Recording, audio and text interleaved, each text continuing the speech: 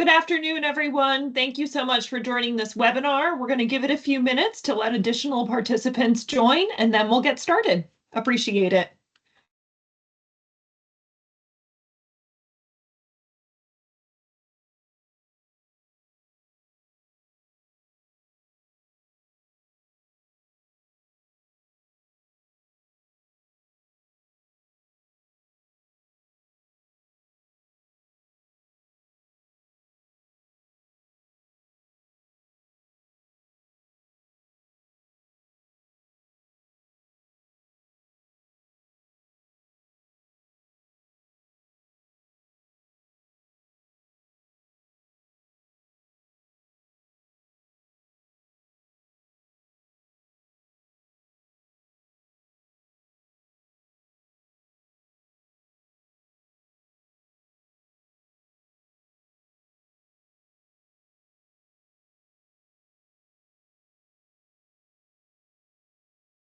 Good afternoon, everyone. Thank you for joining the webinar. We are going to give it a few more minutes just to let people sign in, and then we will get started.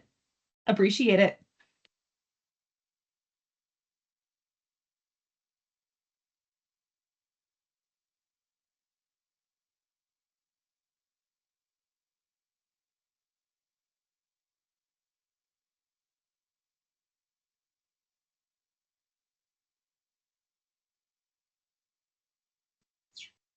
I'm not sure if anyone's talking, but I can't hear anything.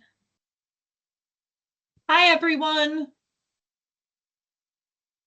I just heard a participant. I think I'm going to have to leave and then sign back in, I guess. Hold on. I am going to ask that everyone keeps their mic on mute. We're going to give it another minute or two just to let people join the webinar, and then we will get started. Please just make sure that your mic is on mute, just so we can make sure that everyone is able to hear the presentation. Going to give it a few minutes, and then we'll get started. Thank you.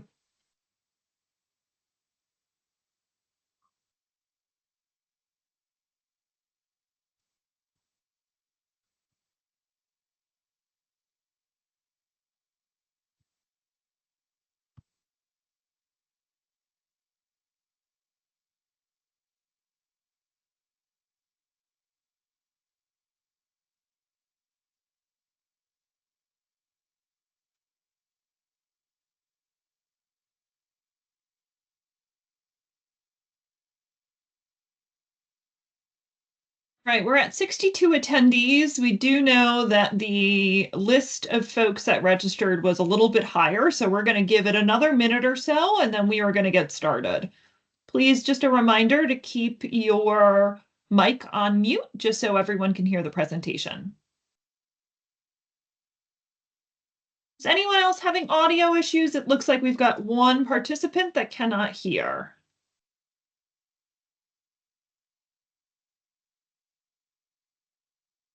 That looks to be an isolated incident.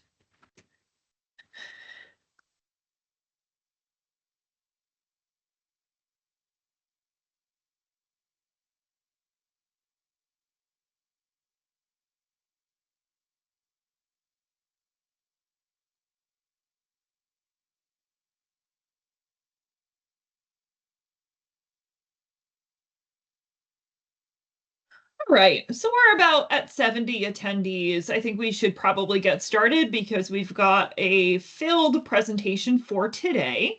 I appreciate everyone joining the webinar today. Our webinar today is going to be from GT. GT is going to provide us with a presentation specific to vendors and qualified providers to really focus on the enrollment process with GT and talk a little bit about the GT portal, what the portal is, what it offers, and how vendors and providers can access the portal.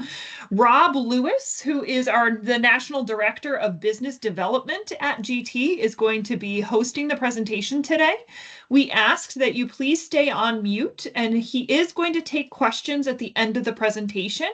We're going to ask that you hold your questions until the end of the presentation, that you please raise your hand or put your question in the chat.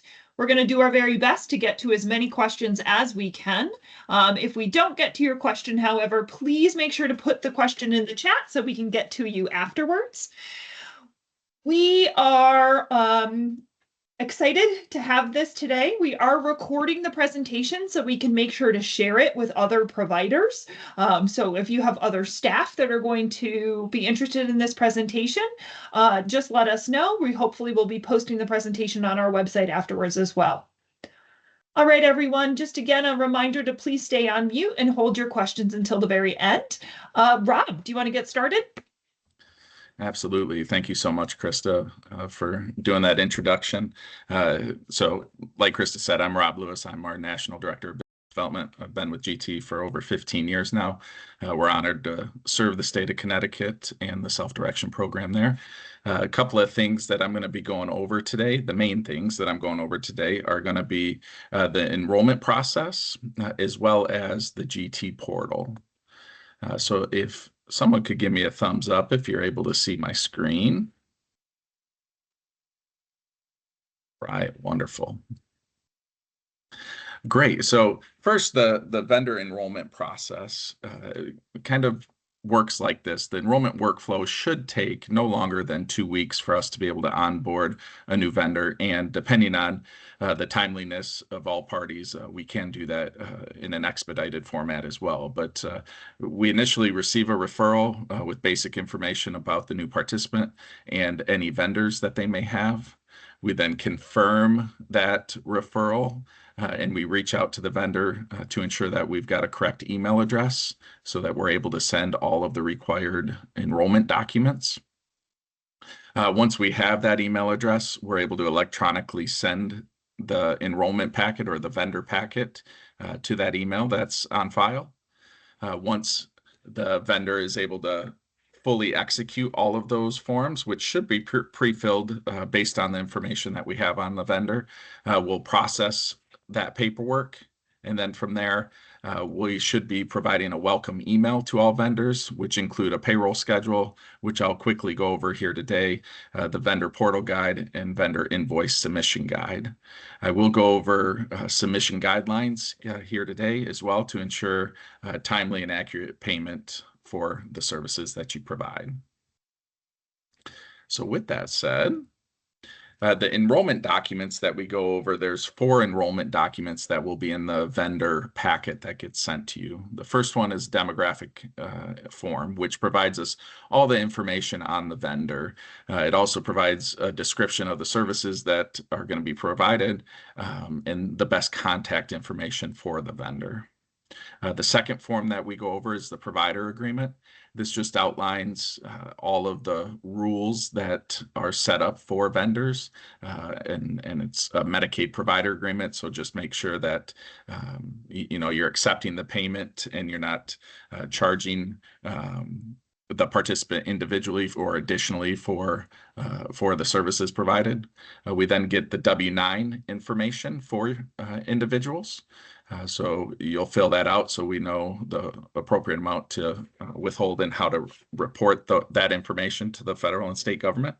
And then finally, a preferred payment method form that lets us know if you want a paper check, direct deposit, or potentially a pay card. Typically with vendor and provider, it's either a paper check or direct deposit. So it gives us all that information to be able to have on hand. Invoices, typically what's required on an invoice is to have the vendor or provider name, to have participant name. Now, if you serve more than one individual, just make sure it's broken out by individual participant. The Medicaid ID, the date the good or service was provided, the authorized service code or service name. And sometimes we understand that vendors may not have the actual service code, so the service name is okay.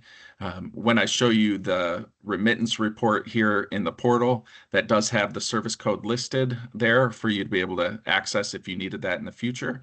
But as long as you're providing the service name, we're able to make those payments according to the authorization.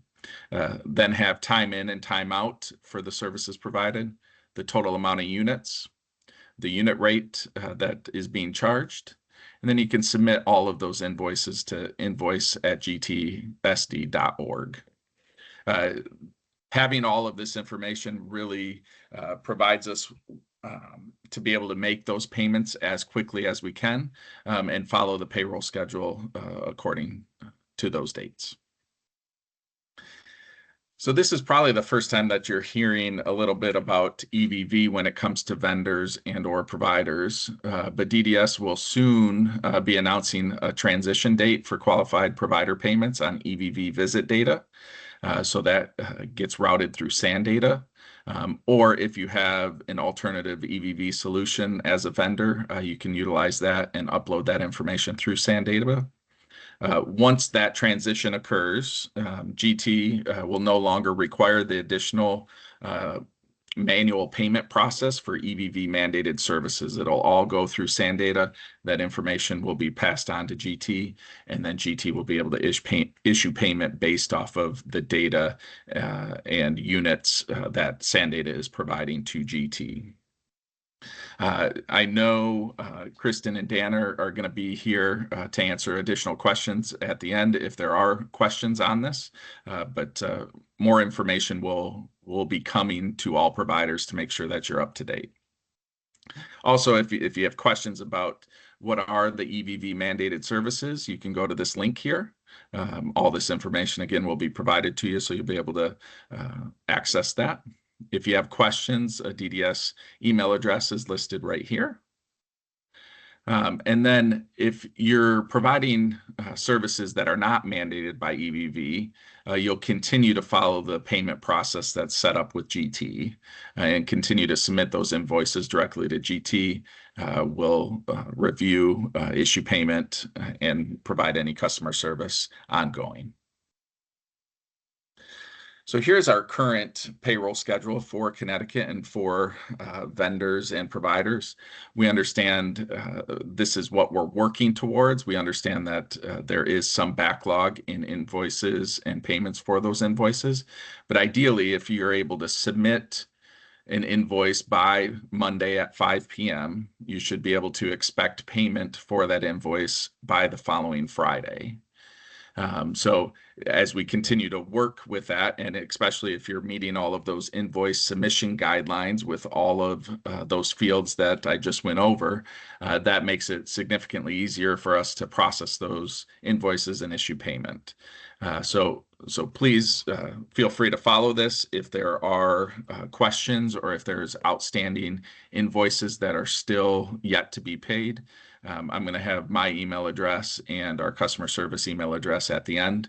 And if you email me directly, I'll be able to work with our operations team to provide answers to you with any of those outstanding invoices. So now a little bit on the GT portal.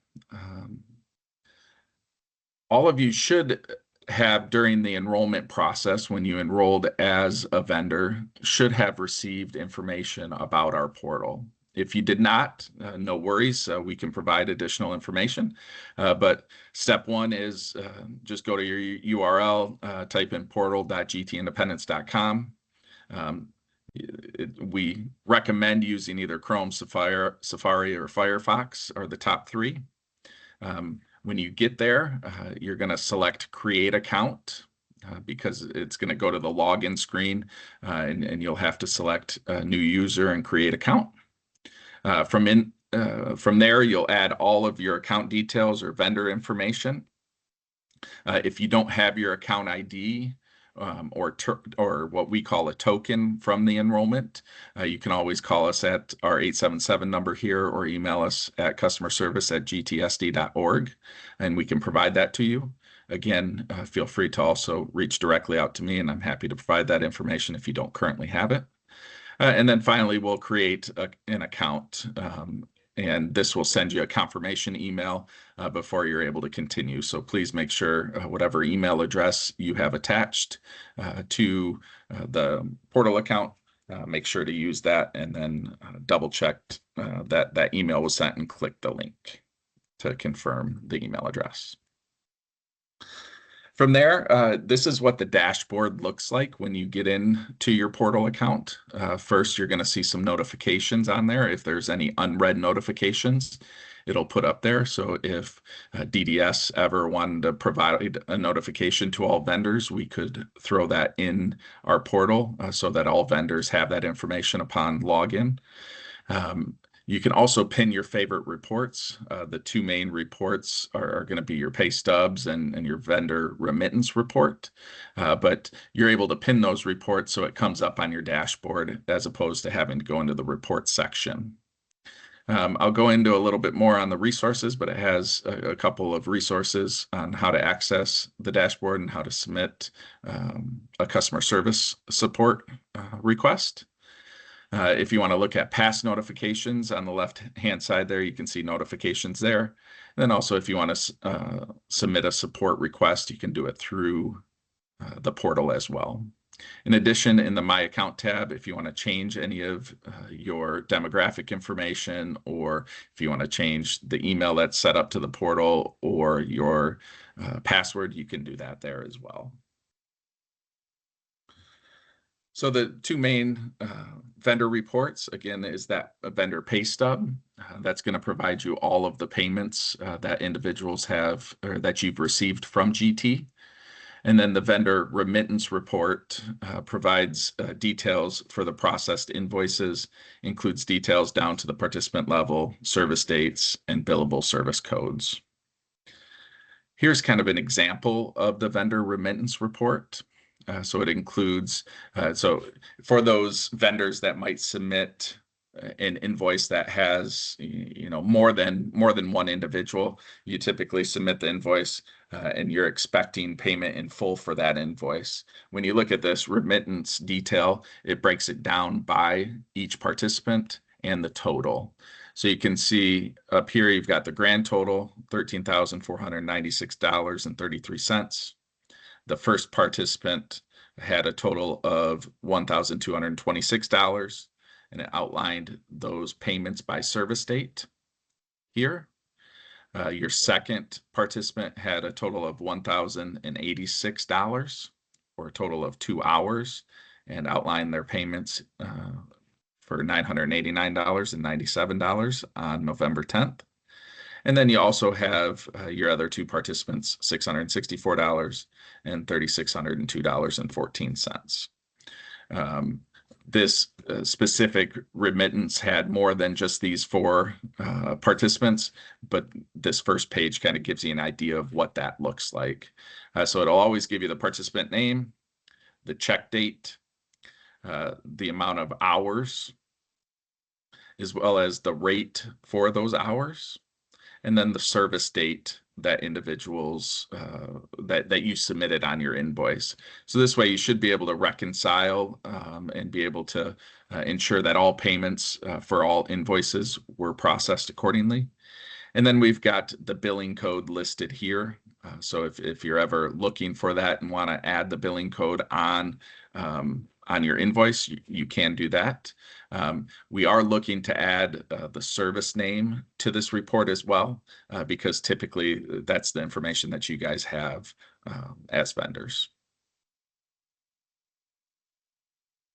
Some of the resources that we have here is a customer support request form, as well as a user guide for vendors, which kind of goes over all of the information that I'm discussing here, just in a step-by-step with screenshots in a Word format.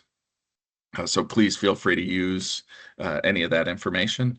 If there, for DDS, if there's any additional resources that we'd like to provide for vendors and providers, we're happy to add those resources within the portal.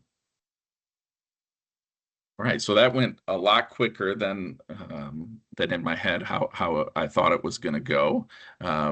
But if you have questions, we've got our toll-free number here, which is 877-659-4500. You're also able to email customer service@gtindependence.com.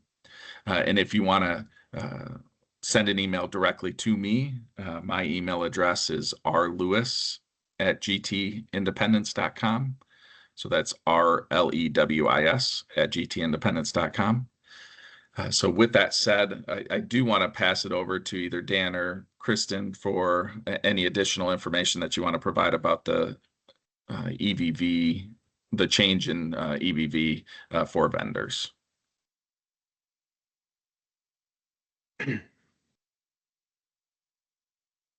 I will gladly start about the EVV portion.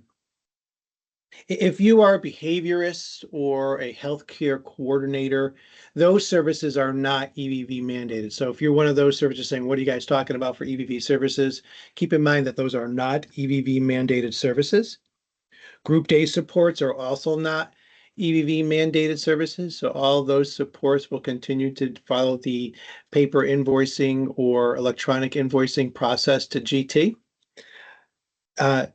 Basically, it's going to be the services that you're already inputting into Sandata or your all EVV provider when that goes live.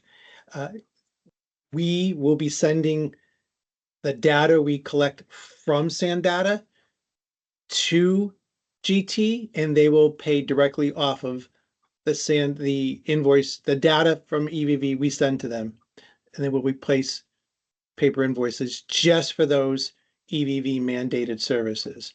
For anyone not familiar with EVV mandated services, as part of the Cures Act, that the federal government mandates that in-home supports be inputted into electronic verification system. So any agency that hasn't started using EVV for EVV mandated services, you're going to need to start using those. And you can email Kristen Callahan if you need help getting going on using EVV, or if you haven't started, or if you have any issues on that. If you have any additional questions in regards to that, let me know. And VSA stands for Vendor Service Authorizations. Vendor Service Authorizations are generated from our individual budget system. Those are the only types of visits that GT will be making payments on. It has nothing to do with the contract system. Those don't flow through GT. Those flow through our WebRes Day payment system. Transportation is not an EVV service. Some respites are, some are not. Hourly in-home respite is an EVV service. But Kristen, what did we do with daily in-home? Out of home would not be, in-home would be, but I think we just have to clarify whether we excluded or included daily. Kristen. So there is a link provided in the presentation that Rob presented, and it does give a list of the EVV mandated services. And for vendors, for DDS qualified providers, 24-hour in-home respite is not an EVV mandated service. No, it would only be the in-home hourly respite.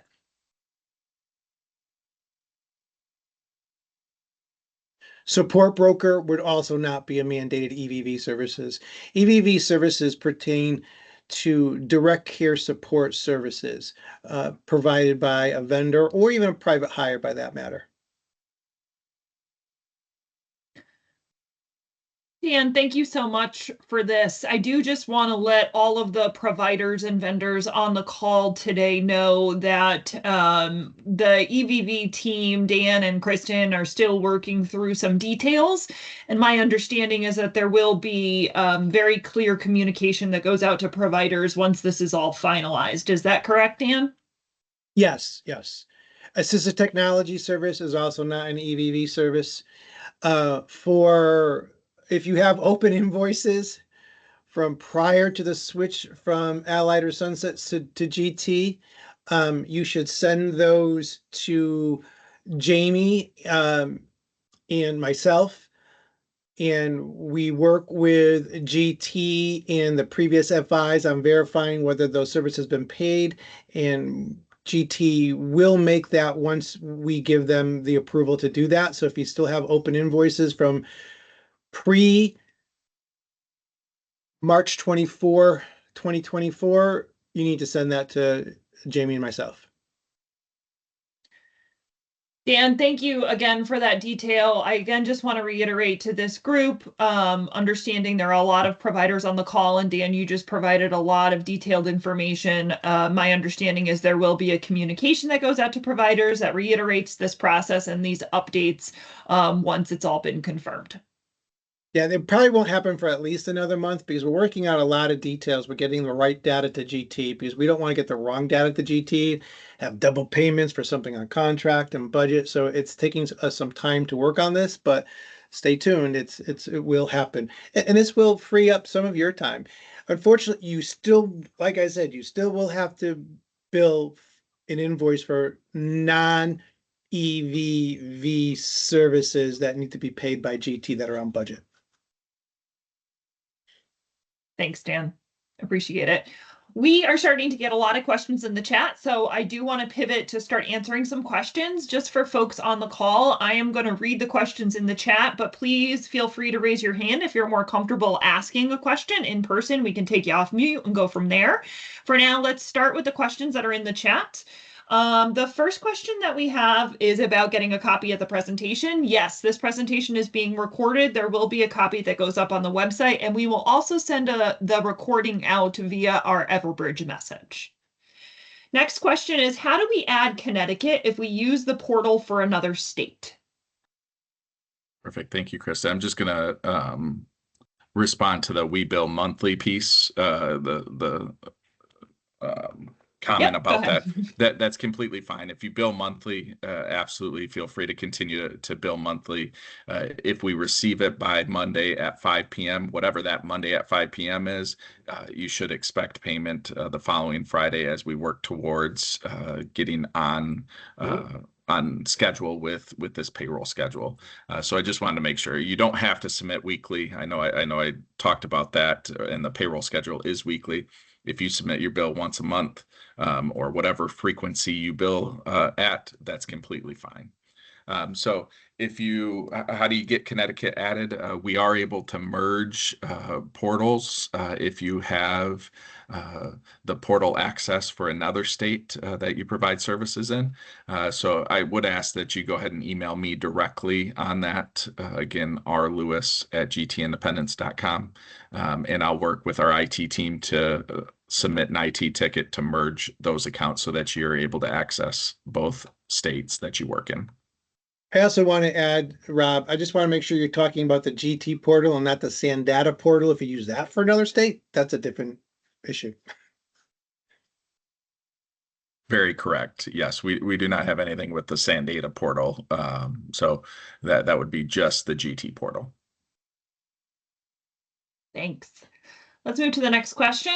I have a portal account, but all of the people are not showing up on it. How can I link to them?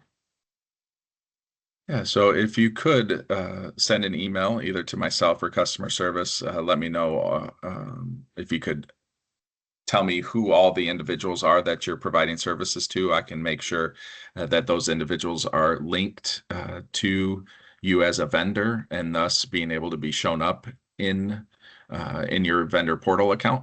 I can also kind of ghost into your different portal accounts based off of that, just to be able to see what you're seeing. So as I work with our IT team to get that corrected, I can provide, the actual information that's being seen.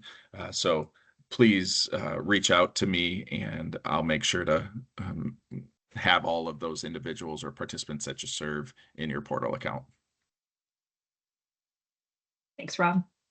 Next question is, what are the notifications for? This participant saying they haven't received any yet, but would love to receive one when remittance is available.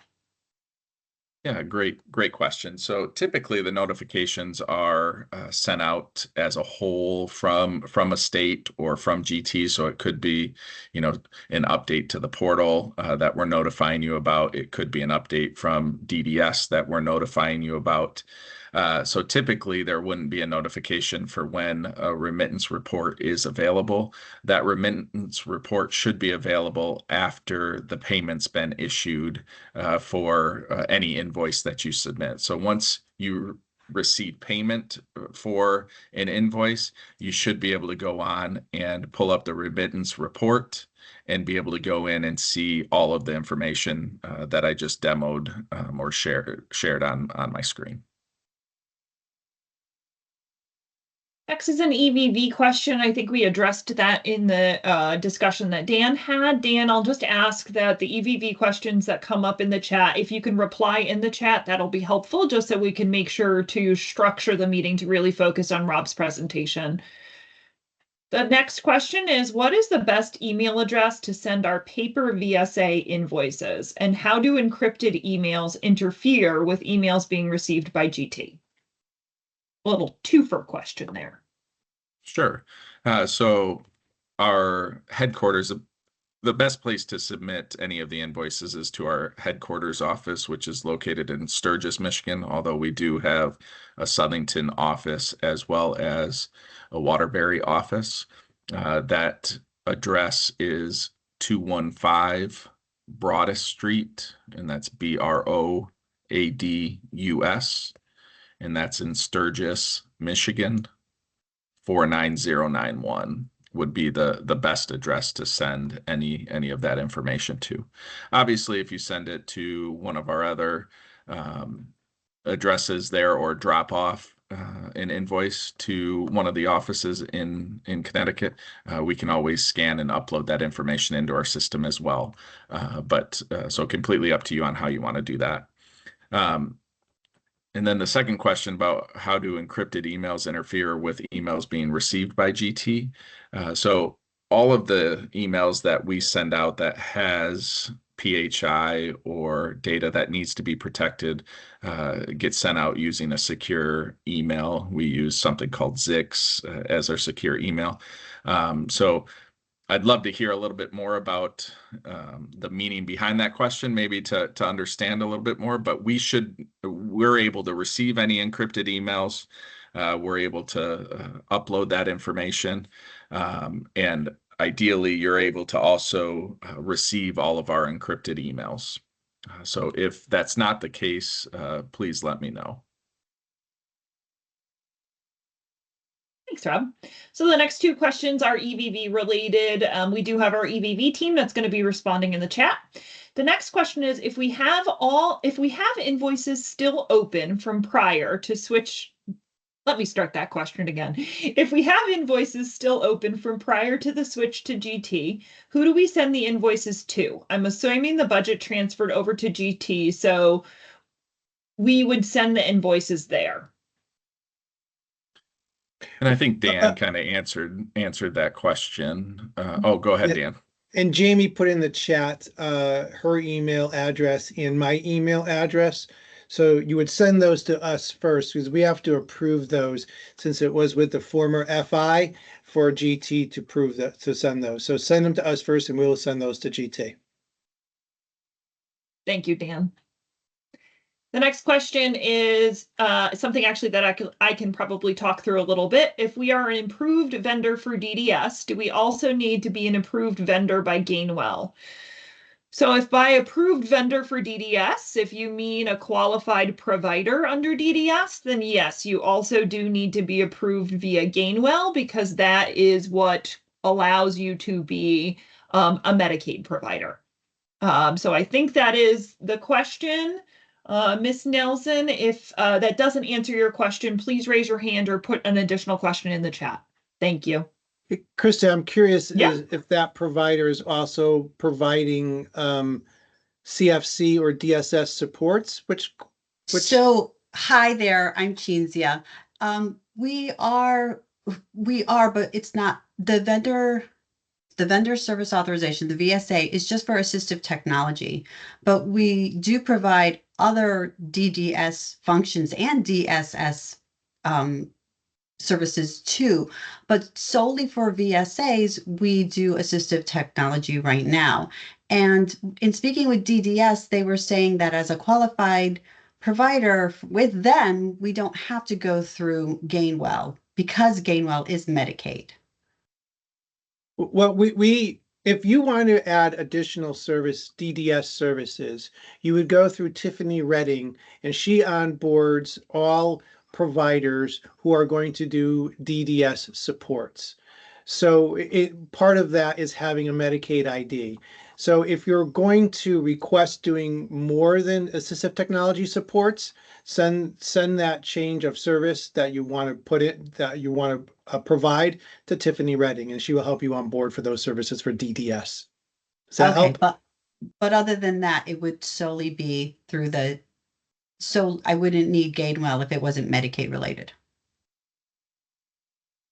Well, I don't know, Krista, does Gainwell help with giving Yeah, so providers Gainwell Medicaid oversees. IDs?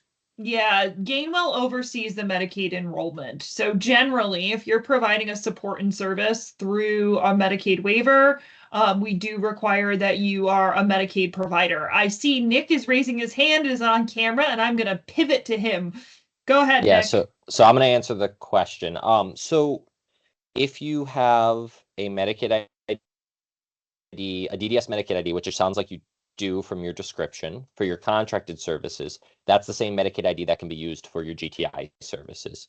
If you're a new provider, if you only do services with GTI, you do not do any services with the contract, then you wouldn't need to acquire a new DDS Medicaid ID. If you need help with that, I'm going to put my email in the chat, and I have a team that can help you with that. So if you have one already, you're good. If you are new to this and you need one, email me and I'll work with you. Okay, great. Thank you. Yep. Thanks, Nick. Great, Nick. Thank you so much. All right. We've got a few more questions in the chat, and it looks like we have one hand.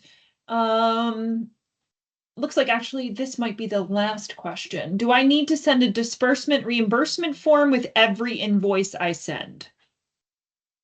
So that's a great question. So if you're just submitting an invoice with all of the information that I shared during the presentation, the invoice will be sufficient. Now, the disbursement reimbursement form is if you're asking to be reimbursed for a purchase that's already been made. So for example, if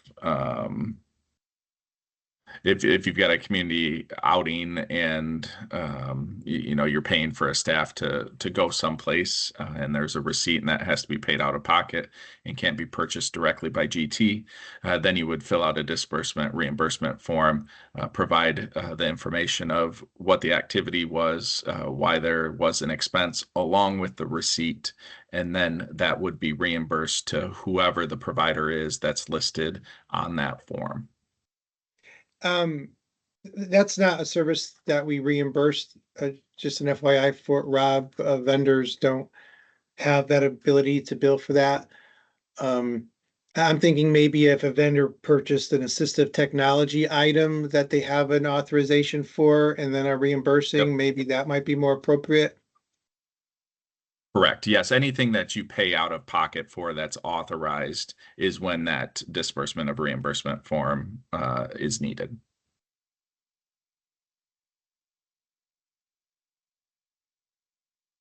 Just looking to see what else we've got in the chat here. It looks like Alyssa asked for the GT email address, and Rob, you put that on where to send monthly VSA invoices. So you put that information in the chat. Thank you so much for that. Nick, who spoke a little bit earlier, who is our CFO, he put his contact information in the chat. His team can help with Medicaid ID related questions. Marilyn Strong is asking, do we have to time in and time out? Marilyn, I'm assuming this is specific to the EVV conversation Dan talked through a little bit earlier. Yeah, all EVV visits require an in clock and an out clock. If you don't have an out clock time or are missing an in clock, you only do one of them, it will be required to have that both of those in there for the visit to be paid when we flow that information to GT for an EVV required mandated service. What And I'll about just the add, because invoices? What about the invoices that we're sending to GT? I normally just put the total hours. yeah, so we're currently paying with the total hours. It is best practice to have the time that you provided that service. One, in case of an audit, we've got that. Two, in case services can't be overlapped. between participants that you're providing services to. It just provides kind of the landscape of the service in a little bit more detail. So we are currently paying without the time in and time out, but it is ideal and best practice to have the specific times of the day that you're providing that service. Thanks, Rob. The last question we have in the chat, and then we do have a hand raised, is are you sure GT can receive encrypted emails from providers? Is there a portal to submit our VSA invoices instead of emailing? So I know I have received some encrypted emails from providers and am able to open that. If you're having any issues with that, or if someone's relaying to you that we're unable to do that, please let me know and I can look into the specifics of your situation to do that. In the very near future, one of the enhancements we're making to the portal is a place for you to submit all of the information that is needed on an invoice right on the portal. So instead of you having to have your own invoice, you could just go in and submit that information. That should be completed here within the next couple of months for you to be able to do that. I will ask the team to put a notification in there so that you guys are alerted to that when the invoice feature is available for you guys to submit. So Rob, they'll be able to go into the portal, click on invoice, put all the information, and that acts as their invoice will go to you and you'll pay off that invoice. Correct. Yes. So they'll be able to hit submit right there on the portal, right? Like it'll ask for all that information that I just shared with you. If you have all of that information, the submit button will allow you to submit it. If you're missing any of the information, it'll take you back to the section that's still missing some of that information. So that way we're getting that full invoice and we'll be able to pay off of receiving that. Correct. Thanks, Rob. That's a great enhancement.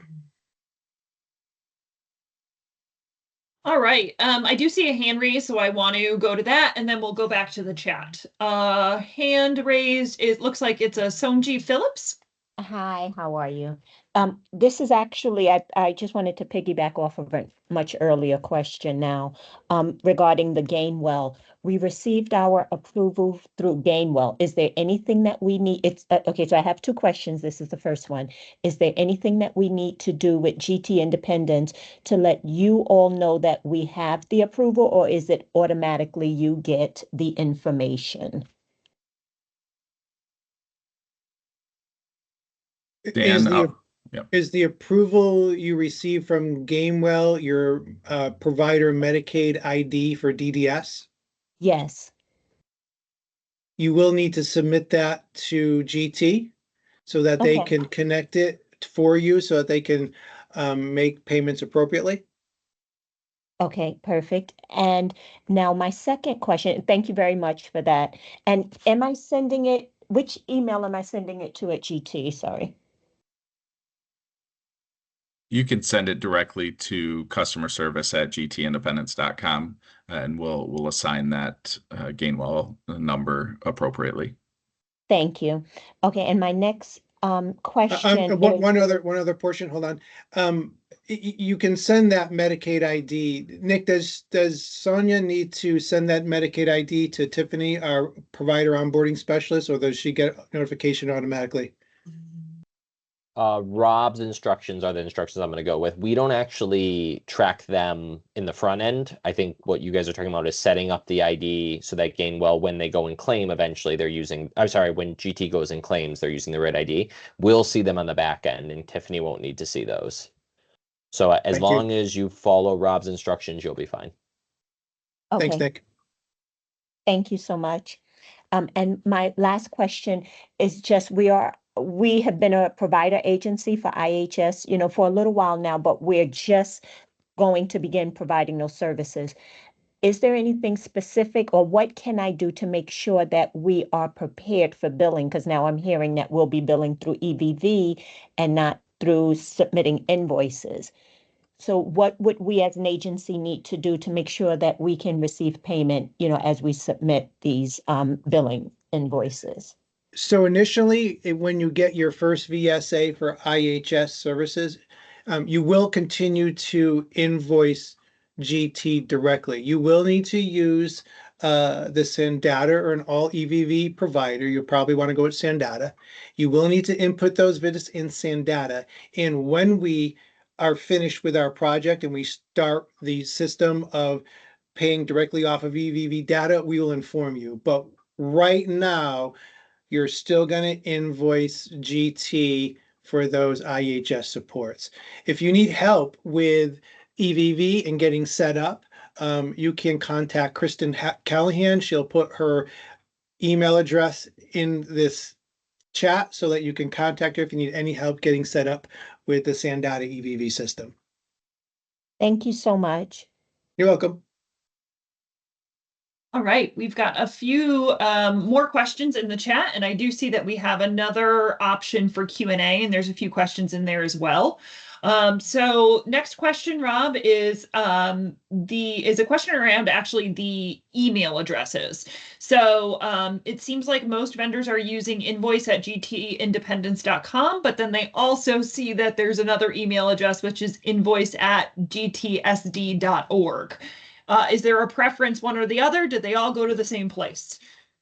Great question. So both timesheets at gtindependence.com and invoice at gtindependence.com all go to the same inbox. So if you're using either of those, it's completely fine.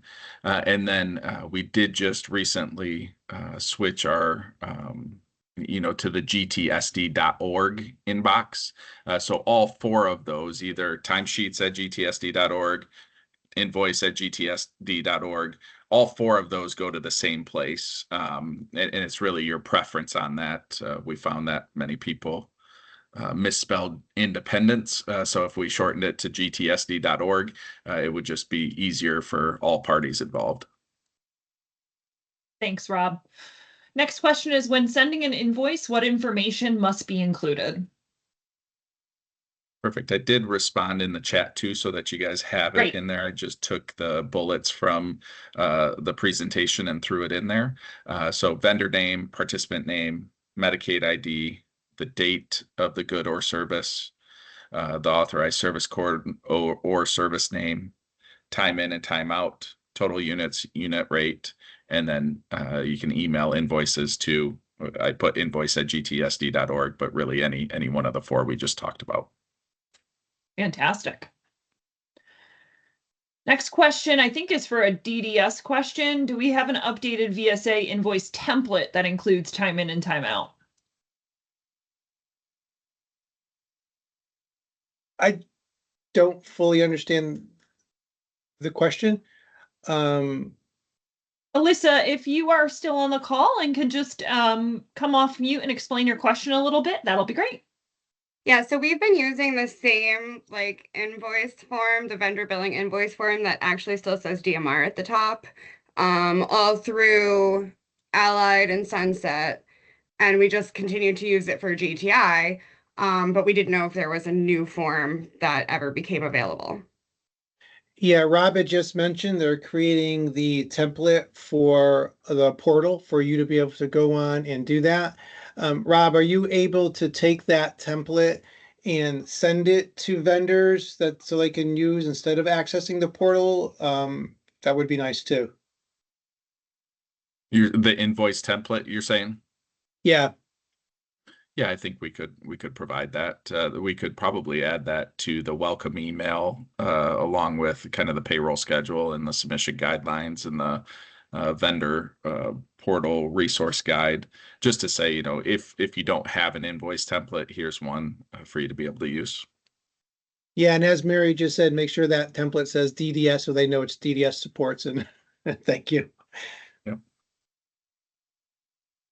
So Rob, we have another question in the Q&A portion of the Teams meeting. What happens if we receive both GT and DDS? What happens if we receive payments from both GT and DDS for the same invoice? And this might be a question that both GT and DDS need to respond to.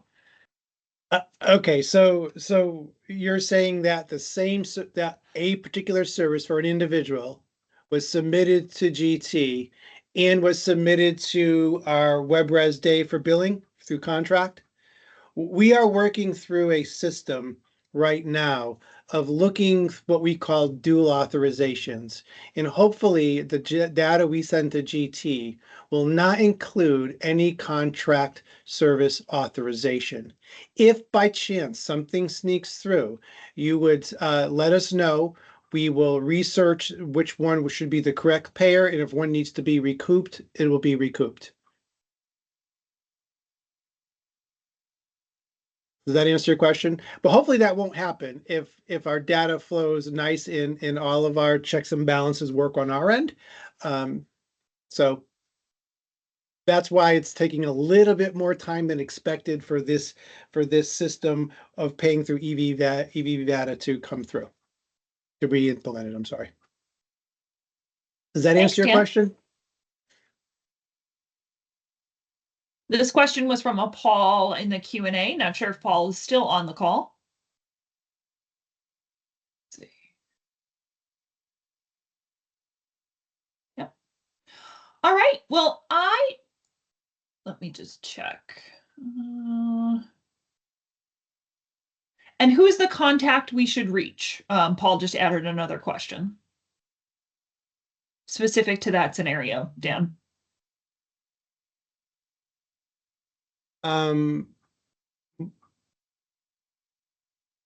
So if that was the question about getting paid twice? Yep. You would send that to myself and Kristen, and we will forward that and to the proper people at DDS to make sure that A, the problem is fixed, and B, the right entity will be notified to recoup. Thanks, Dan. Rob, we've got 2 more questions in the chat. I just wanted to a quick time check. So we're at 2:50. We do need to end at 3 o'clock. So we've got 2 more questions in the chat, but if folks have additional questions, please be sure to put them in the chat or raise your hand so we can get to you before 3 o'clock. I'm actually going to start with Mary Ellen's question. She's saying, I'm currently in the process of enrolling in our autism waiver as an autism waiver provider with DSS for GT. I thought this was a webinar for that. Will there be a webinar for this process? So Mary Ellen, the autism waiver is something that is administered through the Department of Social Services. GT is the singular FI for the state. So Rob, do you just want to talk a little bit quickly about the process for DSS waiver providers, or maybe connect with Mary Ellen separately? Sure. I know I am in contact with DSS, and we do have a webinar specifically around the portal for vendors there as well. The enrollment process is very similar, with one difference that there is some credentialing that GT has to do based on the type of service that is provided.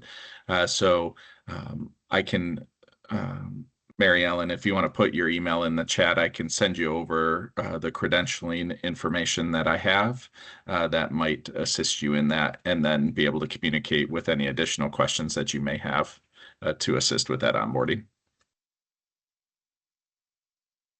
Thank you, Mary Ellen, do you also provide DDS supports as well?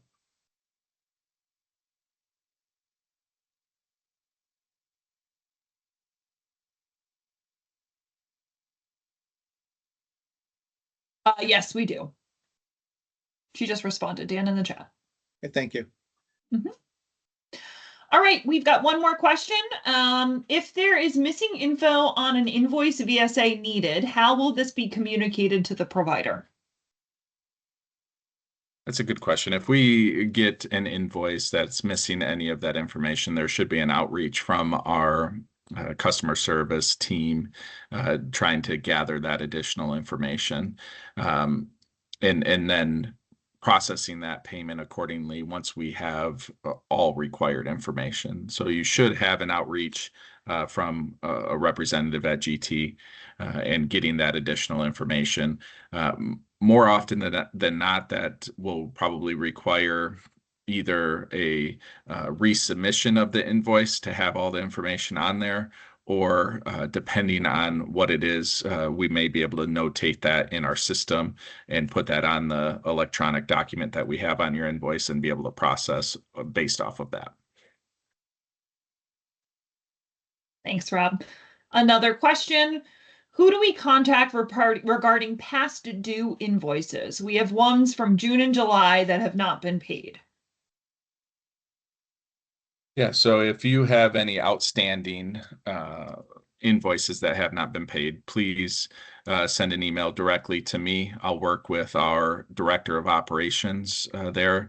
We've got a director of operations that just works with the DDS program, and I'll work with her and her team to make sure that we look into that and provide any questions that we may still have or payment timelines for when those invoices can be paid. Thank you, Rob. So I think we've got through all the questions in the chat. I think we've gotten through all of the questions in the Q&A section of Teams. I just want to give everyone another second or two to ask additional questions. Kelly is asking for your email address. So I do believe, Rob, that has been placed in the chat. So Kelly, please take a look at the chat. I believe Joe Carvalho has put Rob's contact information in the chat. I just threw it in there one more time. Fantastic. Thank you very much. All right, everyone. So this I'd like to webinar add- will be sent around via Everbridge. We will also post this presentation on our website just to make sure that everyone has it accessible. Got another question, and since we have a few minutes, I'm going to go for it. When will the new invoice functionality be added to the portal? So that's a great question, Mary. What I'm being told by our IT resources that it should be within the next 2 to 3 months. Now, with any company, obviously, depending on supply and demand of that, that could change, or depending on if there's any issues that come up with that during the finalization of that feature within the portal, that could be delayed, but it should be, we've been pushing to try to get it done by the end of this quarter. But if there's any updates, I'll be happy to share with vendors once I hear back from them. Thank you, Rob. I'd like to add one thing, Krista. If for any reason a vendor says that GT does not have a current authorization for your service, you'd want to send that to myself and Jamie. Occasionally, once in a while, the budget is not rolled over timely, and our budget system is the authorization system for GT to make payments. Every once in a while, maybe a case manager is out and the budget did not get rolled over apparently timely. So those emails can go to myself and Jamie as well. If for some reason they say there's no authorization, we can figure that out in the budget system and troubleshoot that very quickly. Thank you very much, Dan. All right, everyone. On behalf of DDS, Rob, thank you so much for doing this webinar. I think it was incredibly important to have this communication with providers and vendors. Providers and vendors, we hope you found this informative. And again, we will share the webinar presentation. Thank you so much, Krista. We look forward to hearing from any vendors or providers.